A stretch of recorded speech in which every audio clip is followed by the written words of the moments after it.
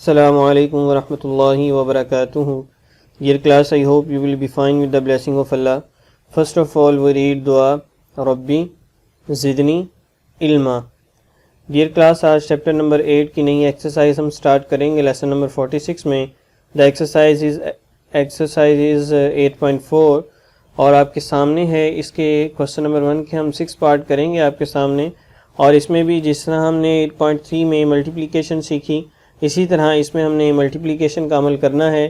तो आइए सबसे पहले हम फर्स्ट पार्ट करते हैं. 3a + 4 × 2a - 1.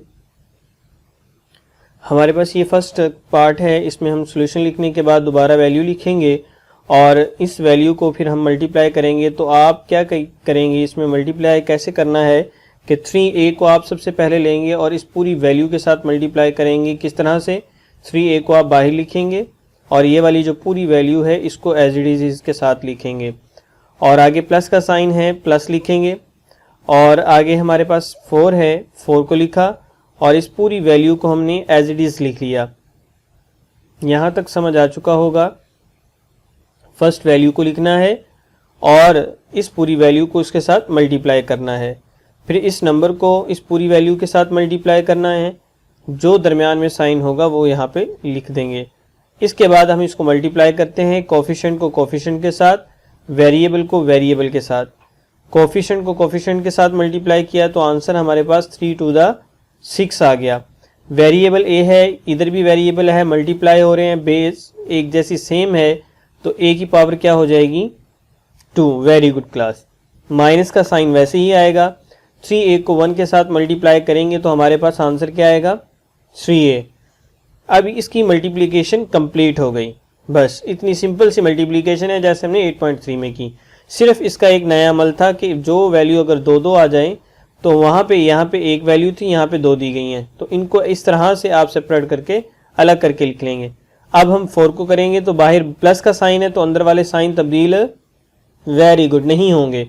4 को 2 के साथ मल्टीप्लाई करें, 4 × 8, क्योंकि वेरिएबल नहीं है तो a वैसे ही आ जाएगा. प्लस है और बाहर अंदर माइनस है तो माइनस ही आएगा, और 4 × 1 = 4. 6a का स्क्वायर वैसे ही आ जाएगा -3, और प्लस 8 जो है, क्योंकि वेरिएबल दोनों के एक जैसे हैं, इनको सॉल्व करेंगे तो हमारे पास वेरी गुड प्लस का 5a आएगा, क्योंकि बड़ी वैल्यू के साथ क्या है प्लस का साइन है, क्योंकि यहाँ पे मल्टीप्लाई नहीं हो रहा, प्लस माइनस हो रहा है, और -4 वैसे ही. ये था हमारा आंसर. और अब इसके बाद हम अगला जो पार्ट है, जो पार्ट नंबर 4, वो हम करेंगे p - q × p² + pq + q². बहुत आसान है. ये हमने पार्ट नंबर 1 किया था, इसको भी आप नोट फरमा लेंगे यहाँ से. और पार्ट नंबर 4 है जो सा वो आपके सामने है कि सोल्यूशन लिखने के बाद दोबारा वैल्यू को लिखेंगे.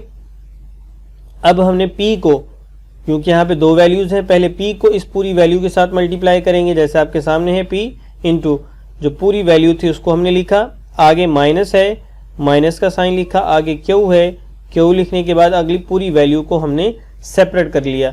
यानी कि जो दोनों फैक्टर हमें दिए गए हैं उनको हमने अलग अलग आगे वाली वैल्यू के साथ मल्टीप्लाई करने के लिए सेपरेट कर लिया.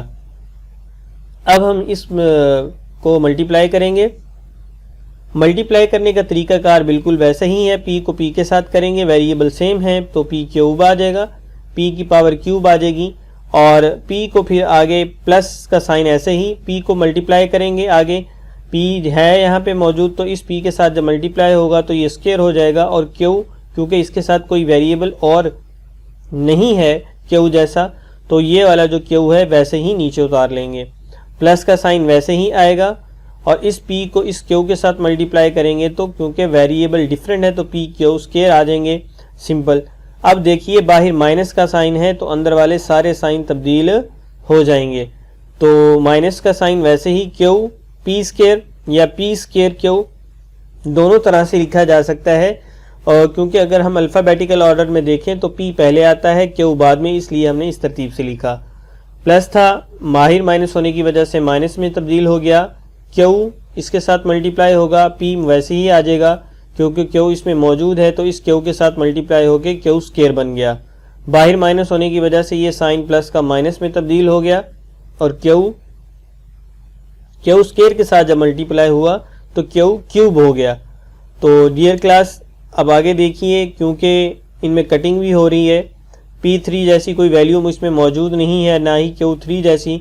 बाकी P स्क्वायर Q, यहाँ पे ये प्लस है, यहाँ पे ये माइनस है, तो ये इसके साथ कट जाएगा, और प्लस P Q स्क्वायर है जो सा, वो भी निशानदही की गई है, ये माइनस P Q स्क्वायर के साथ कट जाएगा।